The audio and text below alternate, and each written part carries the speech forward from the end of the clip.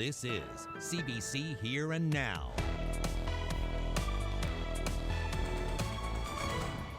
Tonight, a St. John's High School teacher is charged after allegations of sexual contact with a student. And the mighty Churchill is mighty once again. A rare sight in Labrador as Nalcor releases excess water. Good evening and welcome to Here and Now. I'm Carolyn Stokes. The rumors have been circulating for months. There was even an internal investigation. Now court documents confirm a female teacher in Newfoundland has been charged with a sex-related crime involving a male student. Here and Now's Ryan Cook reports. Students will be returning to Gonzaga next week, but a well-known substitute teacher will not. Krista Grimes is suspended and facing criminal charges. The allegation against her is shocking. Grimes filled in at Gonzaga as a gym teacher. She was also a teacher rep for at least one boys' sports team. Court documents say she was in a position of trust or authority towards a young person when she did, for a sexual purpose, touch directly or indirectly a part of her body with the body of the victim. We reached out to the teachers union for comment, but a spokesperson says they do not comment on situations like this.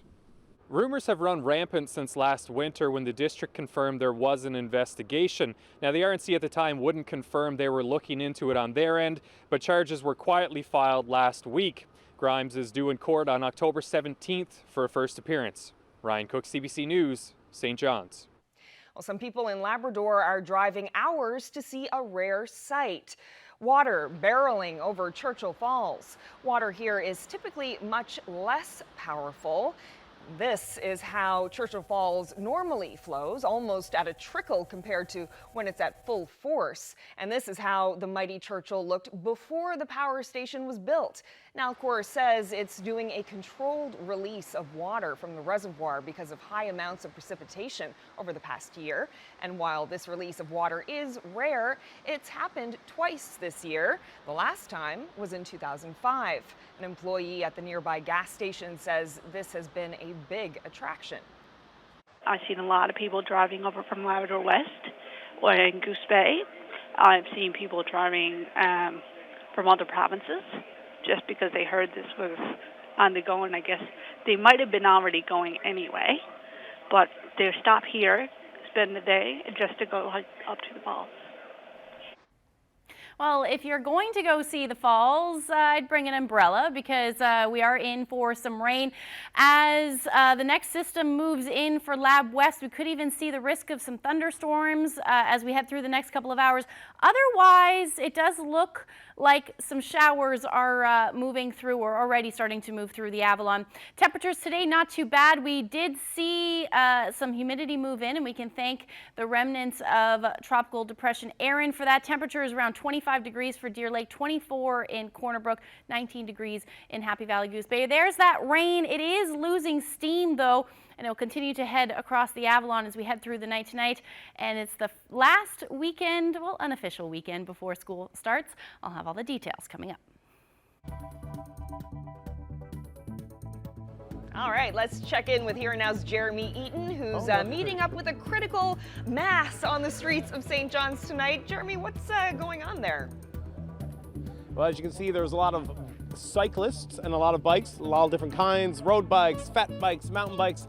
And basically what's happening is they're going to do a critical mass ride. And this is something, it's an international event that happens all around the world. And basically the cyclists will take to the road just to make sure that motorists know that they are out there to create awareness about cyclists in the city, which is something that we need in the city of St. John's. So Carolyn, we're going to talk, they're going to get on their bikes, they're going to take off, but we interviewed one of the organizers and we'll have that interview coming up later on in the show. Great, thanks Jeremy. No problem.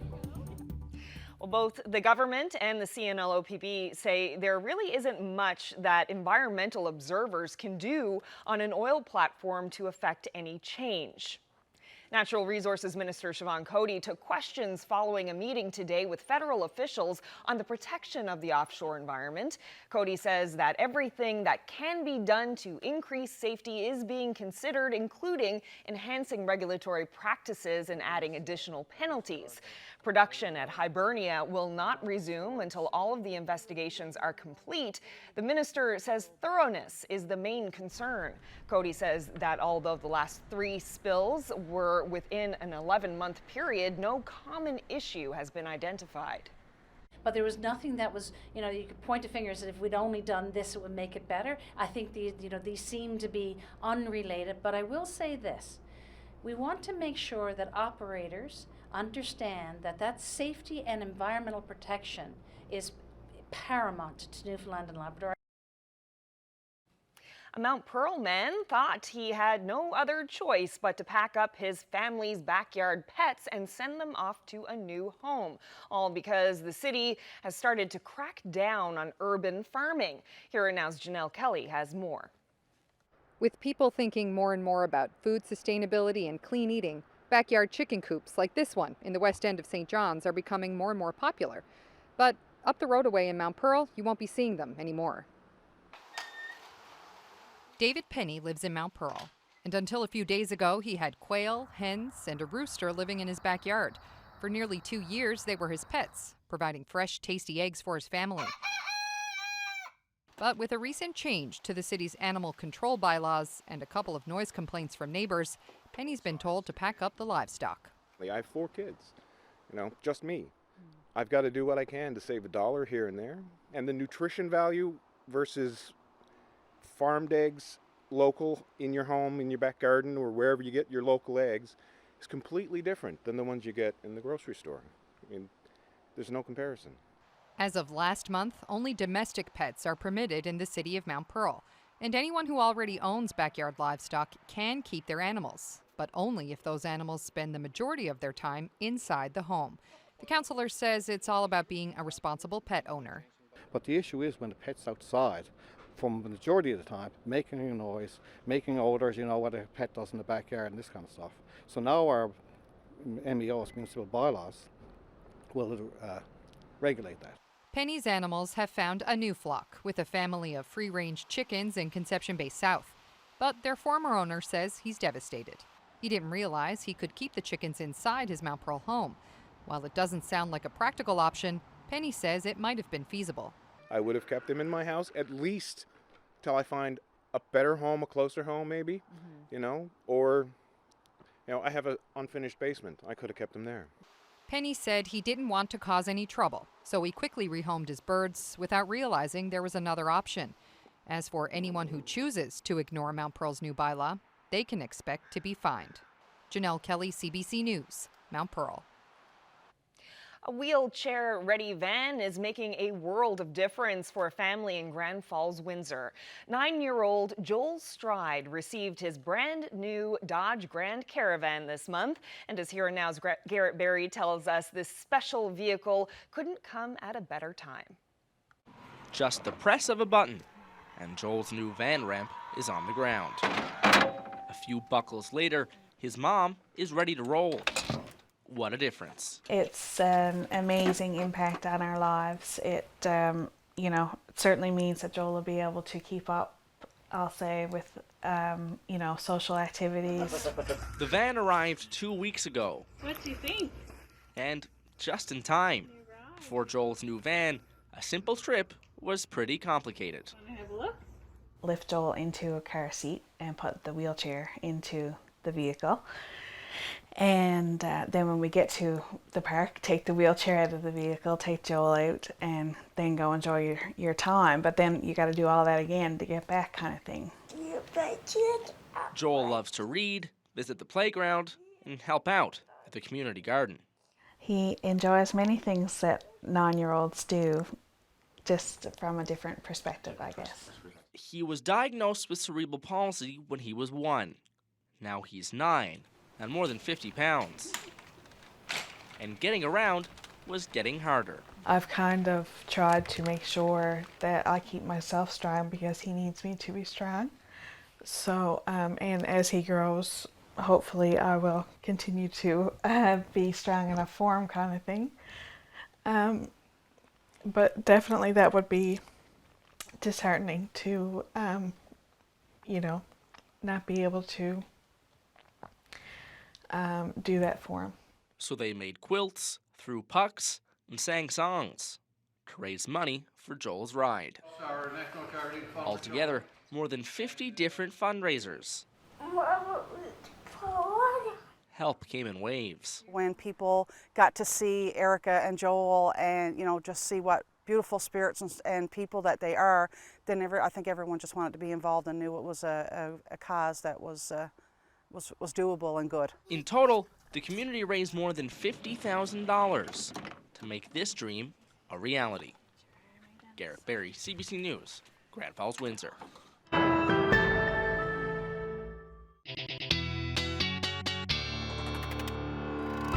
Welcome back, everyone. And Ashley, I know it's hard talking about the end of summer, but we are just days away from September. Yes, but what a better way to say so long to summer than with back to school barbecue. So that's what they did at MacMorrin Community Center this afternoon, and I swung by, so have a look. Well, I'm the chair of the tenant association for this area from Newfoundland and Labrador Housing. We receive grants each year to do different events for the kids in the area, and today we're doing a back to school one, which involves a barbecue, a bingo, and some school supplies giveaway. Every year we usually get a partner for this event, and this year we were lucky enough to partner with MacMorrin, which is right in our backyard, which is great. And so hopefully now today the kids will be able to get some extra school supplies and get everything they need to start off the year right. Yeah. And can you kind of give me an idea of why this is important for the kids and what it means to them? Well, it's important because it prepares them for going back to school in September.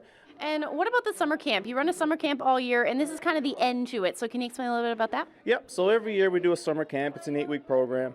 And then we also partner with Bridges to Hope as well to do back-to-school book bags. So every kid basically gets a book bag full of school supplies, and it's just an extra bit of help for them.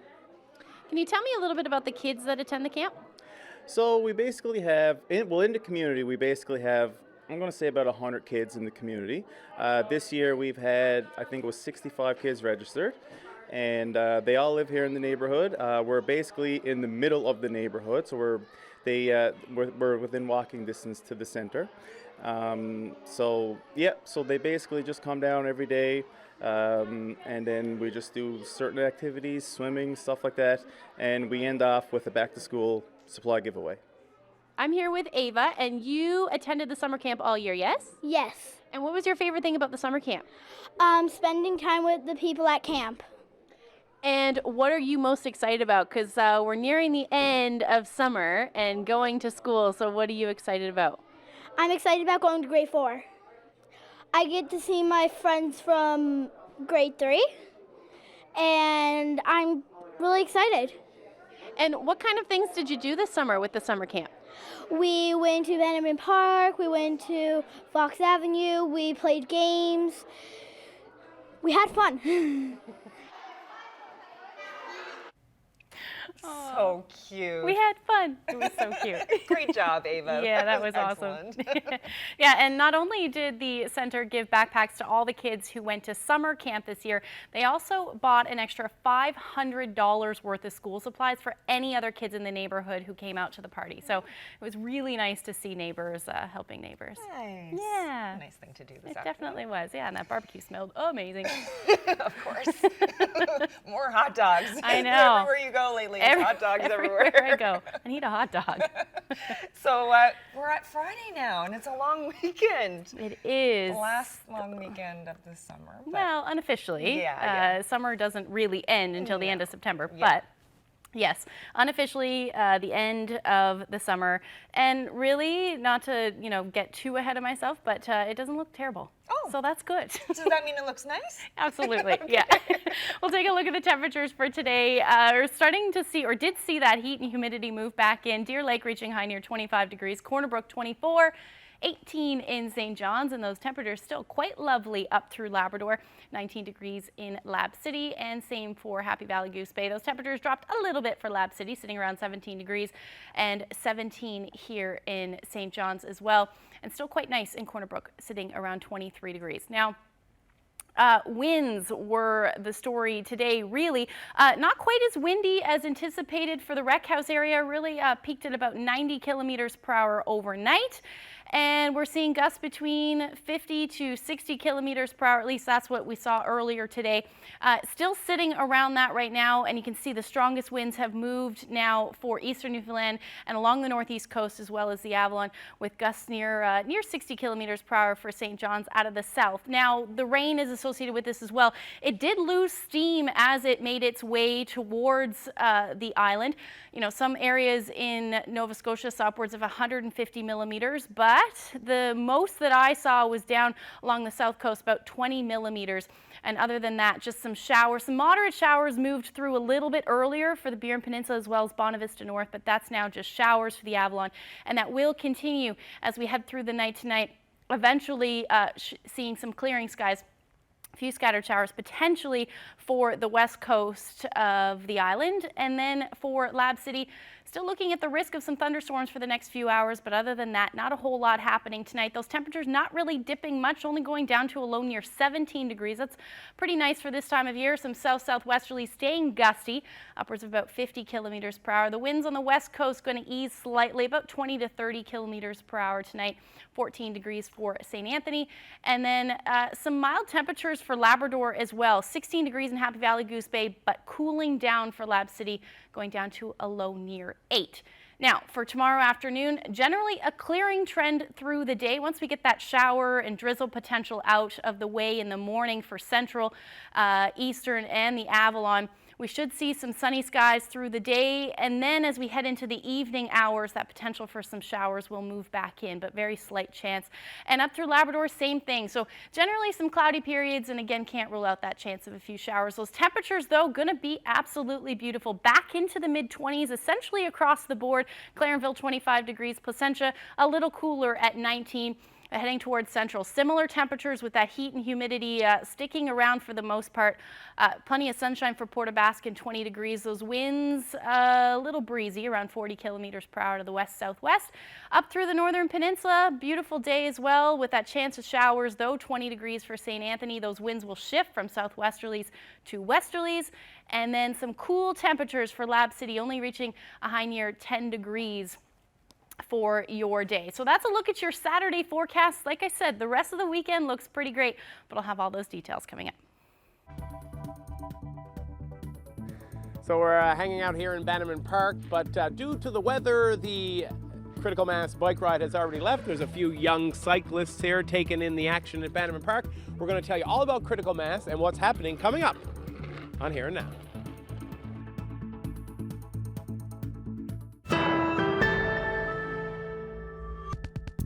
Welcome back. Time now to check back in with Jeremy, who's at Bannerman Park, the starting point of the Critical Mass bike ride. So Jeremy, can you tell us more about the event? Well, basically, it's about to rain and it's getting dark, so they do this on the last Friday of every month. It's just sort of a ride to get a bunch of cyclists on the road. They're going to ride down through the streets of downtown, stop at City Hall and take a picture.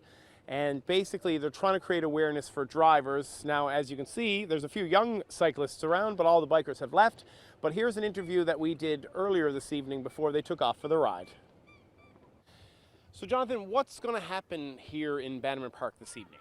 In Bannerman Park this evening, there's going to be a Critical Mass ride, which is an opportunity for cyclists all around the city to come out and gather and do a friendly ride around the city. And basically stake our claim that we have a space on the road. We don't own the road, but we're going to share it with motorists and we're going to be safe. So Critical Mass, is this sort of a local thing, an international thing? How did this idea come about, or what do you know about it? Critical Mass is international. It happens in major cities all around the world. It's quite small in St. John's, but it's taken hold. It's very big in major cities. I've actually done Critical Mass in Ottawa, Montreal, and Vancouver, and it can be very big, and the streets can be blocked with people. Why is it important for you to organize, and others to organize, this event here in St. John's this evening? So the Critical Mass, I won't take all the credit for organizing Critical Mass. Everyone who comes out is a leader in Critical Mass, in my opinion. I just sort of egged everyone on today a little bit. So it's very important because we need to learn to share the road. We need to learn to look out for ourselves in terms of safety. And we need to show motorists, drivers, everyone out there that we have a place on the road and we should share it equally. So there's a lot of drivers, there's a lot of cars in this city. If you had a chance to speak to all of them as a cyclist, what would you like to say? to them, or what would you like them to keep an eye out for when they see bikers on the road? Right, so I think cyclists just need a little space, and cyclists can be a bit unpredictable because we need to watch out for the features on the road. So maybe a little bit of space and a little bit of patience would be ideal. But mostly, we have a right on the road, and I think there's a sense of entitlement in Newfoundland, which I've noticed a difference from other cities, where motorists, a lot of motorists tend to think that there's more of a right to the road if you own a car, but that's not actually the truth. So we all have a right to the road, whether you're walking or skateboarding or riding a bike or driving a truck. Now, you were telling me before the interview you recently moved back from British Columbia, is that correct? That's correct, yeah. I live in Squamish, BC. Okay, so you came back in January. The City of St. John's is working on a bike lane master plan. Do you have any thoughts on or any advice for the city of what they could do to try to make the city a better place for cyclists, say as a Vancouver or a Squamish or a Whistler? Now, I know that we're not those big BC cities, but do you have any advice for the City of St. John's? Absolutely. I mean, realistically, we need to realize that our investment in our infrastructure will match our ridership, and we don't quite have the ridership of those cities. So the first step really is on a cyclist and a usership level. We do need to get out on the road more, which means we also need to look out for ourselves and be safe. But in terms of the infrastructure and the planning, that's the major barrier from people getting out and riding. Because we've done research on this, and that's one of the number one things people say. So we do need to put in some infrastructure for people to ride more, but people need to be safe before that happens. Now, the cycling plan for St. John's is comprehensive, and there will be a full cycling structure here in the city if we have some patience and allow for that to happen. So basically just take your time and hopefully things get better, eh? Not quite, but in the meantime you need to look out for yourself for sure. As you can see, there's a few young cyclists here in Bannerman Park tonight. Now, the hope is that this event will help educate drivers a little bit more about cyclists and the fact that they are on the road and share their roads. And as somebody who rides a bike throughout the city, it's not the best city to ride a bike in, but most motorists pay attention to riders, and the hope is these critical mass events will get more motorists paying attention to people on the road, to riders on the road, sorry. Carolyn?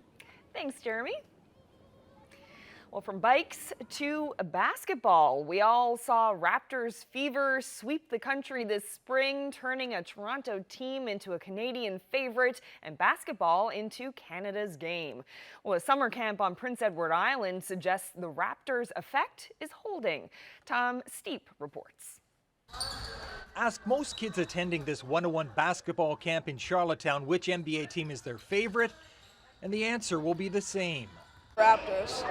Raptors. When the Raptors captured their first NBA title in June, it seemed to fuel a surge in interest in basketball among fans right across the country, including those on PEI.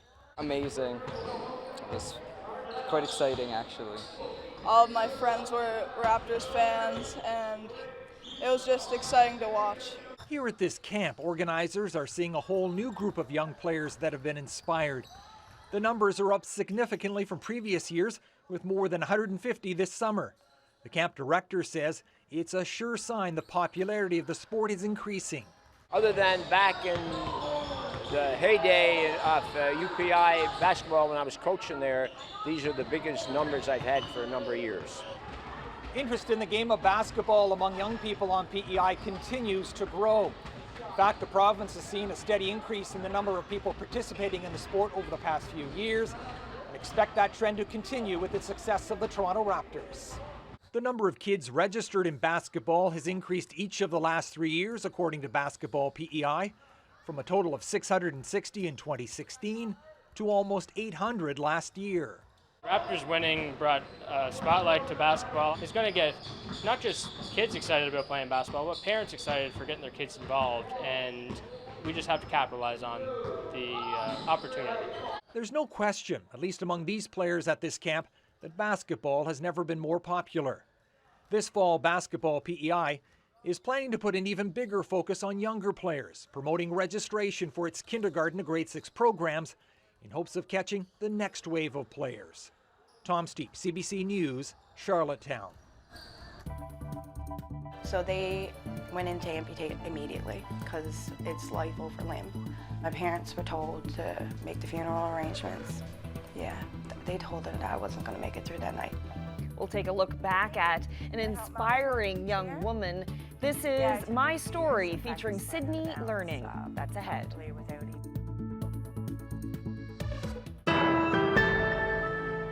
Welcome back. Well, tonight we're taking a look back at the story of Sydney Learning, a Labrador woman who had her left leg amputated when she was just 15. She first spoke with Here and Now when she was a teenager, and we recently checked in with Learning and her daughter Royal as part of the special series called This Is My Story. Here's another look at Sydney's story. I was just 15. My kidneys failed. I spent 2 weeks in a coma. It didn't look good. I flatlined, I believe it was 3 times. I'm Sydney. I lost my leg at 15 to necrotizing fasciitis. This is my story.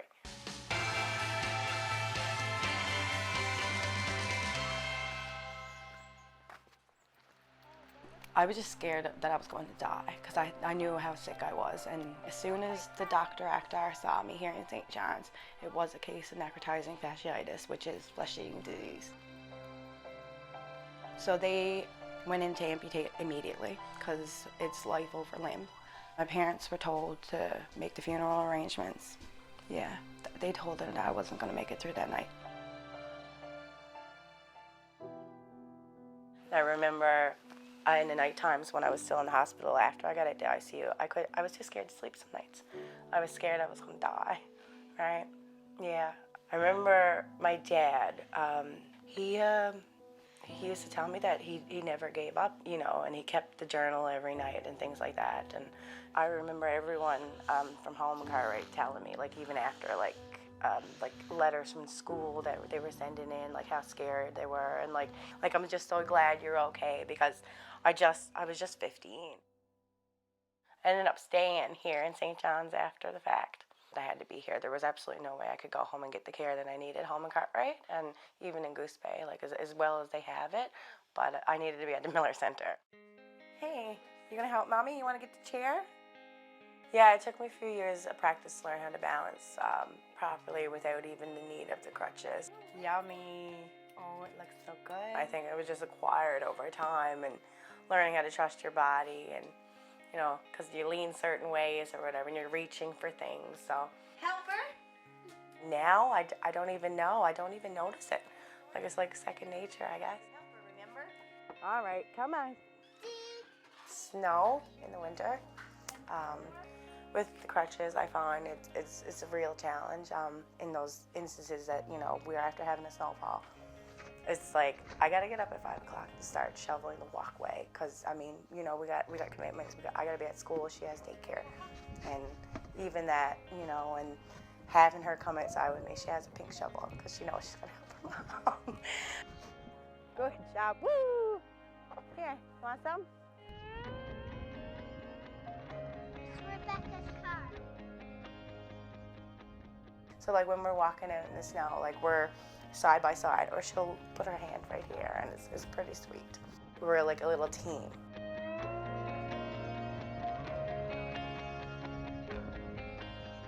I really love being a mom so much, and I think in my earlier years, you know, I had a lot of loneliness and questioning if I would have a family. I think that's why I'm so grateful now, because I do have my own, and in those years that I was separated from my family, and you know, it's really hard on me as well. So now I have my own family that's not going anywhere, that stability piece. That for me is, Love you, have a good day. it's wonderful.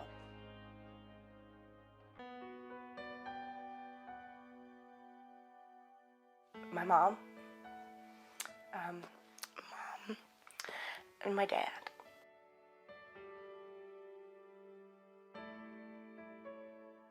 He'll never be okay. I'll always miss him every day of my life. Every day of my life. My dad was probably my biggest supporter. He's the reason that I am as strong as I am. I'm so fortunate that he was my dad, and he was such a great grandfather, and he was a real man of the land. I spent a few years in a real not self-loving place. I was really down with myself, like as a woman, like, you know, I didn't really have to accept this new, you know, life that I had to, you know, really accept, because it's a new life, it's a new way of living, like, I mean, as a disabled person. So, and I was really struggling with how other people saw me. So it wasn't until in my older age, is like after 24 really, that I really had this kind of internal wake up, that I was like, you know what, I kind of deserve to be here and to have every opportunity to live my life just like anybody else. And I think even more so having a daughter, I really grew as a person. I really, you know, I was like, I deserve every opportunity, and I'm, you know, I think I'm pretty great sometimes, you know, like I really think I grew from then to now, and I'm more accepting, I'm more loving, and I'm more open, and I'm really happy. When I started dental assisting at Keene, my biggest thing was being like, I'm just worried if I can carry the tray from here to there. I'm really grateful. The amount of respect that I get at that school, I mean, full on inclusive. Any adaptations that needed to be made, even when I went on my first work term, like they were talked about, my fears were met before I went on work term, so there was no unanswered anything, because it's new to them, obviously new to me, but we're going to be successful. I'm going to be a great dental assistant. Thanks for coming in. I appreciate it. Actually, one of the first that's going to be graduating through the program, Newfoundland and Labrador, that's an amputee. I'm really happy of where I'm to right now. Like, the past, it did happen, and it was a horrible illness that happened, and nobody should have to go through that, but it did happen, and I'm learning to move forward, and I think we have really bright futures ahead of us now.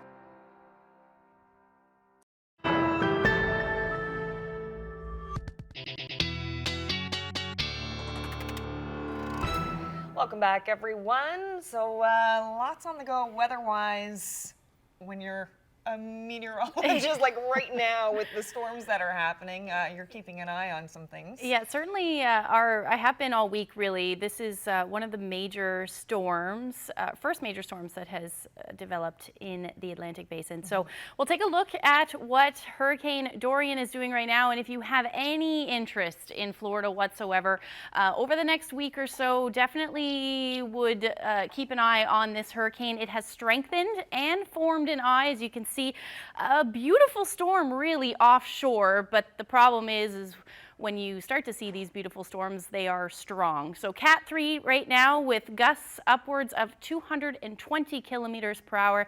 And as we head into the coming days, I already have a hurricane warning for the Bahamas, where it looks like a Cat 4 storm will impact, and then heading towards Florida.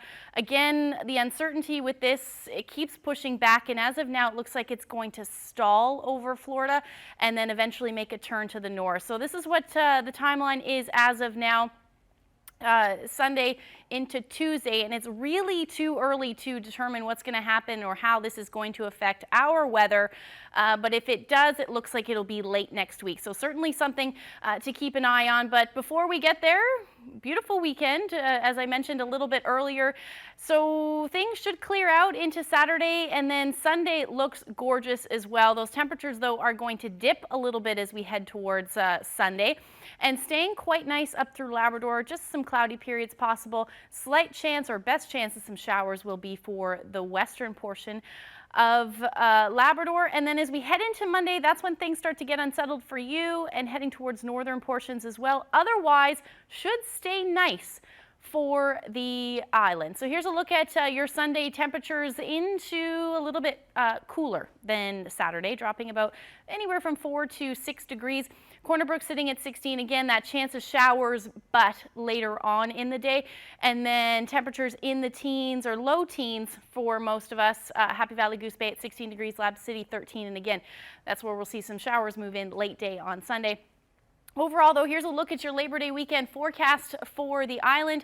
Heading into Monday, though, temperatures will recover a little bit, but it does look like plenty of sunshine.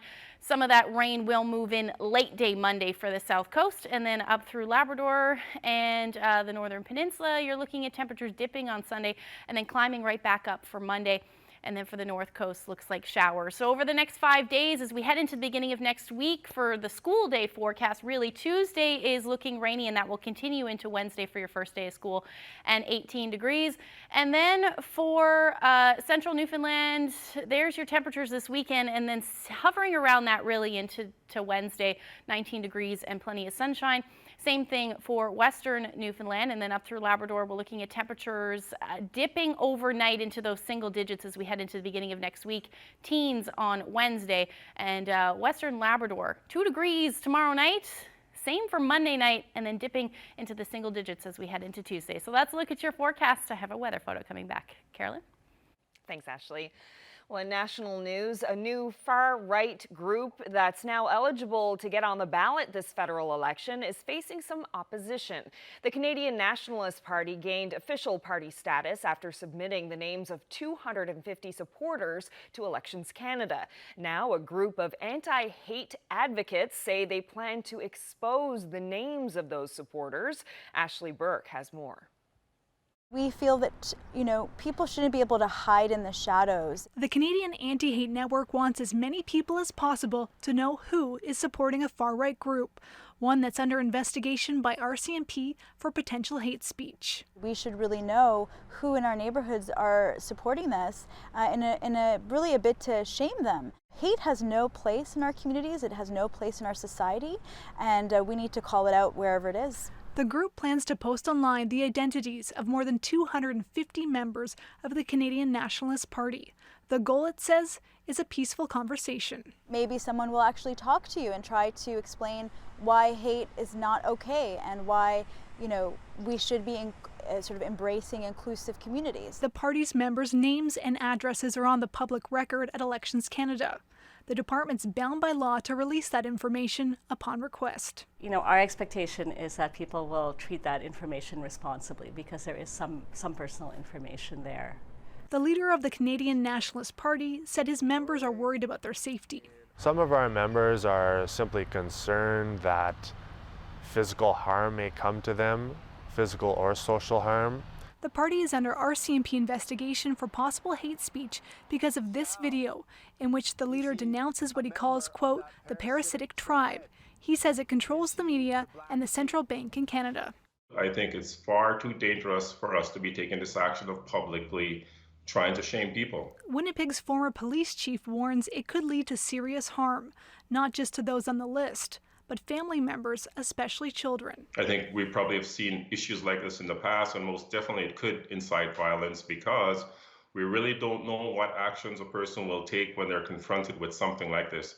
Since the Canadian Nationalist Party applied for official status, a number of members have asked Elections Canada to remove their name from the paperwork.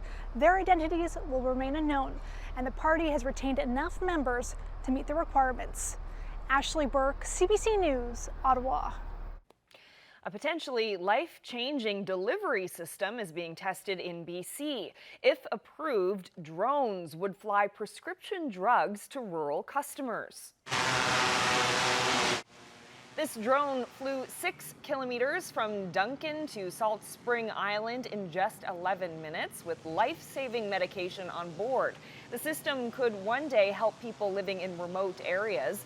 There will be some restrictions, though. The drones will not carry narcotics. A little bit of a yummy weather photo for you today. Looks like the baked apples are ready in some areas. I'll tell you where this was taken when we come back. Time to find out who's celebrating. Congratulations to Joseph and Blanche Masters of Red Harbor, Placentia Bay, who will celebrate their 70th wedding anniversary on Sunday. Happy 53rd wedding anniversary to Ralph and Irene Crocker of St. John's. Happy 53rd wedding anniversary tomorrow to John and Judy Vey of CBS. Congratulations, John and Madeline Hamilton, who celebrated their 55th anniversary yesterday. Happy 91st birthday to Vera Pelly from Twillingate. Vera celebrated her birthday on August 24th. Happy 51st anniversary to Donna and Simon Head, who celebrated their big day on Saturday.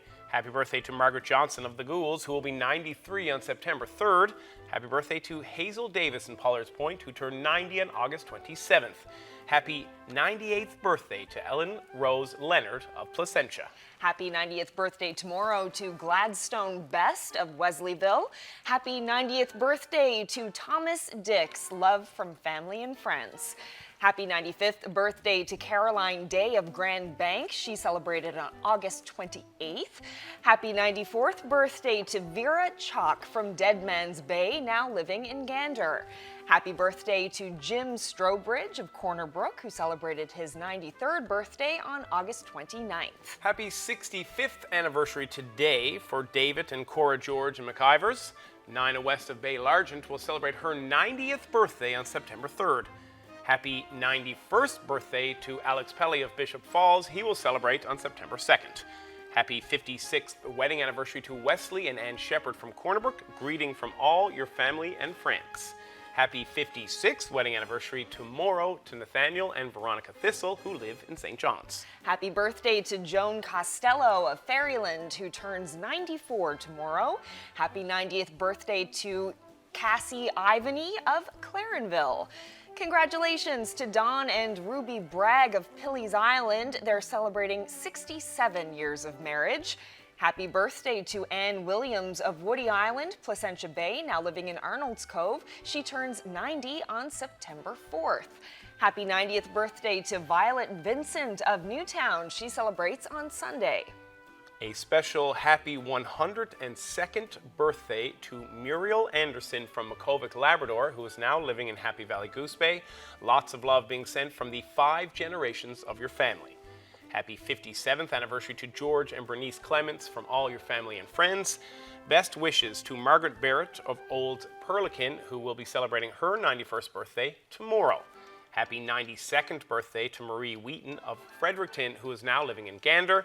Happy 57th wedding anniversary to Bill and Edith Feltham of Glovertown, Bonavista Bay. Congratulations to Harold and Jean Piercy of Bishops Falls. They celebrated their 50th anniversary yesterday. Happy 57th anniversary to Garland and Margaret Foss of Bay Vert. Happy 71st anniversary today to Jim and Maud Strobridge of Corner Brook. Happy 59th wedding anniversary today to Alan and Shirley Poole of Milltown, now living in Bishops Falls. Congratulations to Fred and Shirley Butler of Bonavista, now living in Northern Arm. It's their 50th anniversary today. Sandy and Laverne Campbell of Charlottetown, Labrador are celebrating their 53rd wedding anniversary tomorrow. Big congratulations.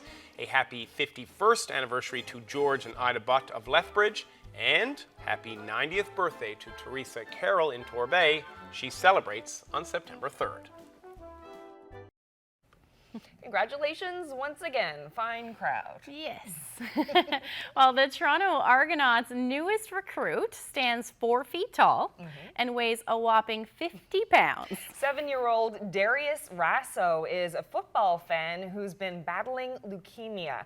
And yesterday he signed a 1-day contract with his favorite team. Here goes Rasso. He's got midfield. He's got a couple of blockers in front of him as well. A diving attempt by Alden Darby Jr. is not going to work. He's got James Wander Jr. in front of him. Rodney Smith with the final block to the 5. Touchdown. Darius Rasso to the house.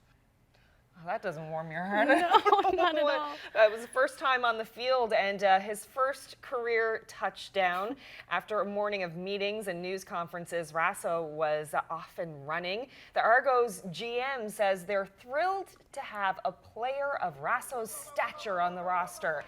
He managed to outrun the defense for 65 yards. He even earned the nickname Rasso Dazzle.